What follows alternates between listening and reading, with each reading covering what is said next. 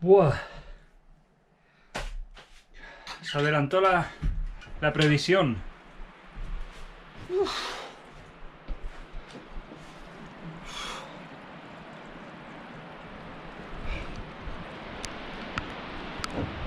¡Buah!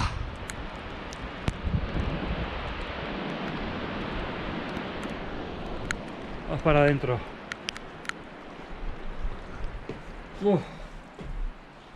Bestial. A las 11 ha empezado a llover y estaba en el Besiberri Sur. A ver qué hora es. A las 11:07 en el Besiberri Sur. Me ha empezado a granizar, a caer rayos y un montón de niebla. Las 11:56. Así que 50 minutos bajando a tope. Oh, esquivando los rayos. Voy a ver si me cambio. Estoy debajo chorreando. Arriba el Gore ha hecho trabajo, pero abajo... Madre mía. Además, he pegado un buen porrazo saliendo del glaciar, ya con las rocas.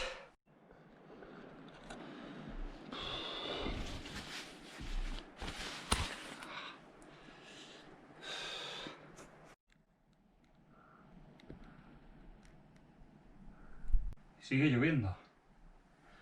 11 años llevando ropa de recambio por si pasa algo.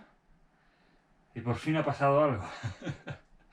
Como me alegro. Ahora ya ha cambiado, ya es otro tema. He bajado el glaciar.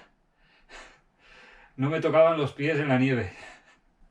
Y he dejado a un chico arriba que se ha puesto chubasquero porque quería hacer la cima.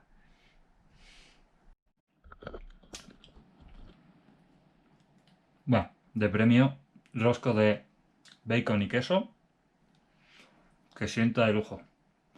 Cualquier cosa sienta de lujo, después de que 4 o 5 rayos te caigan a menos de 100 metros. Acojonado. Y eso que tenía que llover por la tarde. A las 3, a las 4... Súbete aquí, ya lo verás. A las 11. Granizo, niebla, viento, lluvia y truenos, con sus rayos. Mira, se ve un poco el sol.